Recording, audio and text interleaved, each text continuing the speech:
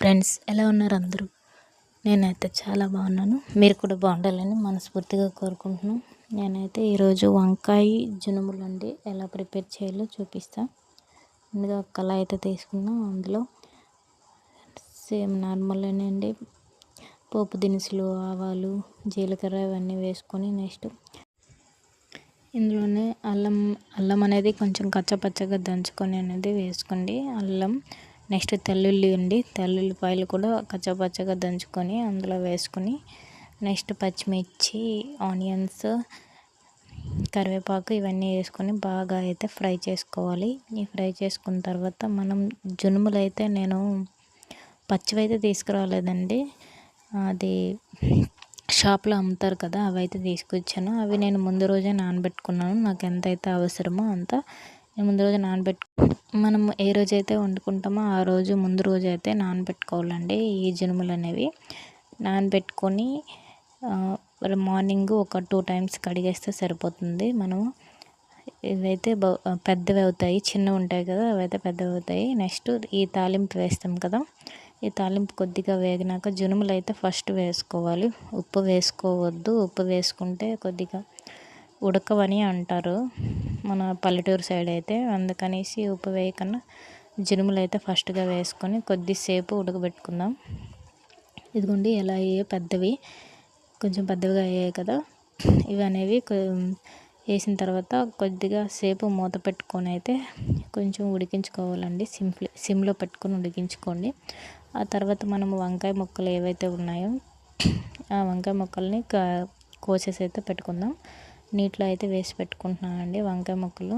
ఈ బౌల్లోన ఆ నీటిలో కొంచెం ఉప్పు వేసి, రాళ్ళు ఉప్పు వేసి వంకాయలు కోసేసి ముక్కలు అనేవి అందులో వేస్తే వంకాయలు కండ్రెక్కన్నా ఉంటాయండి. అందుకనేసి అందులో వేసాను. ఆ వంకాయ ముక్కలను తీసేసి ఏవైతే జనుములు అయితే వేసాం కదా ఆ జనుముల్లో అయితే కళాయిలో అయితే వేసేసినాను నేను. వేసేసి కొంచెం బాగా కలపాలండి, అటు ఇటు కలిపేసి మూత పెట్టండి. ఒక 5 నిమిషాలు మూత పెట్టిన తర్వాత మగ్గుతుంది. కొంచెం వంకాయ మగ్గిన తర్వాత కొద్దిగా రాళ్ళుప్పు వేసుకోవాలండి. రాళ్ళుప్పు వేసుకొని కొద్దిగా మగ్గిన తర్వాత రాళ్ళుప్పు అయితే వేసుకుంటున్నాను. మనకి ఎంతైతే సరిపోతుందో అంత వేసుకోండి. ఇందులోనే పసుపు, కారం, ధనియాల పొడి అన్నీ వేసుకొని బాగా కలుపుకొని మళ్ళీ మంచిగా ఒకసారి మూత పెట్టుకొని కొద్దిగా సిమ్లో ఉడకనివ్వాలి. ఉడకనిచ్చిన తర్వాత నెక్స్ట్ టమాటాలు అండి, ఒక 3 టమాటాలు తీసుకోండి. 3 టమాటాలు తీసుకొని చిన్న చిన్న ముక్కలుగా కోసేసి ఇందులో అయితే వేసేయండి. నెక్స్ట్ ఆ టమాటాలు వేసిన తర్వాత ఆ టమాటాలు అనేవి కొద్దిగా కొంచెం ఇది అవ్వాలండి, మగ్గనివ్వాలి. టమాటాలు అనేవి కొద్దిగా మగ్గిన తర్వాత మనము వాటర్ అయితే వేసుకోవాలండి. బాగా ఎంతైతే వాటర్ ఉంటుందో అంత కొద్దిగా ముక్కలు ములిగేంత వరకు వాటర్ అయితే వేసుకోవాలి. ఎంతైతే వాటర్ ఉంటుందో అంత మాత్రం వేసేయద్దు. కళాయి మొత్తం వేసేస్తే ఉడికేదానికి చాలా టైం పడుతుంది. కనుక మనం ఈ ముక్కలు మునిగేంత వరకు అయితే వాటర్ అయితే వేసుకుందాము. వేసుకొని మూత పెట్టుకుంటే అదే బాగా మగ్గుతుంది, ఉడికిపోతుందండి. లాస్ట్లో కొద్దిగా కొత్తిమీర వేసుకొని కొంచెం ధనియాల పొడి, గరం మసాలా వేసుకొని కొంచెం గరం మసాలా, కొద్దిగా కొత్తిమీర వేసుకొని దించుకోవడమే అండి, ఆపేసుకోవడమే. ఇది అన్నంలో కలుపుకొని తిన్నా బాగుంటుంది, చపాతీకైనా బాగుంటుంది, దేనికైనా బాగుంటుందండి. ఇలా ట్రై చేయండి. మా విలేజ్లో అయితే ఇట్లా చేస్తారు. మీరు కూడా ఎప్పుడైనా ట్రై చేయండి.